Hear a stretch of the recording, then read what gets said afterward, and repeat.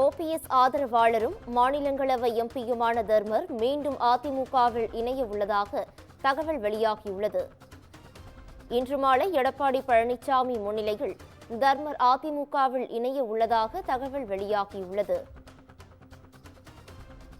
Greenway சாலை இல்லத்தில் எடப்பாடி பழனிசாமி முன்னிலையில் அதிமுகவில் தர்மர் இணைய உள்ளதாக தகவலானது வெளிவந்துள்ளது. இதுகுறித்தான கூடுதல் விவரங்களை வழங்குவதற்காக எமது சிறப்பு செய்தியாளர் காயத்ரி இணைப்பில் இணைகிறார். காயத்ரி, வணக்கம். இதுகுறித்தான முழு தகவல்களை பதிவு பண்ணலாம். வணக்கம் பவித்ரா. ஓபிஎஸ் ஆதரவாளரும் மாநிலங்களவை எம்பியுமான தர்மர் மீண்டும் அதிமுகவில் இணைய உள்ளதாக தகவல் வெளியாகி இருக்கிறது.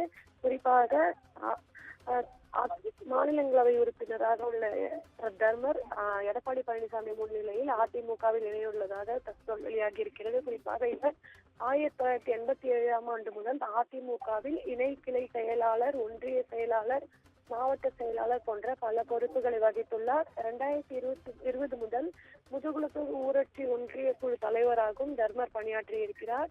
இந்த நிலையில் 2022ஆம் ஆண்டு நடைபெற்ற மாநிலங்களவை தேர்தலில் அதிமுக வேட்பாளராக போட்டியிட்டு தர்மர் வென்றார். அதன் காரணமாக ராஜ்யசபா உறுப்பினராக தர்மர் செயல்பட்டு வருகிறார். இந்த நிலையில் இவர் தீவிர ஓபிஎஸ் ஆதரவாளர் என்றும் அவருடைய விசுவாசி என்றும் கூறப்பட்டு வந்தது. இந்த நிலையில் இவர் எடப்பாடி பழனிசாமி முன்னிலையில் அதிமுகவில் இணைய உள்ளதாக தகவல் வெளியாகி இருக்கிறது. குறிப்பாக ஏற்கனவே ஓபிஎஸ் ஆதரவாளர்களாக இருந்த மனோஜ் பாண்டியன் திமுகவில் இணைந்திருந்தார். அதே போன்று வைத்திலிங்கமும் திமுகவில் இணைந்திருக்கிறார்.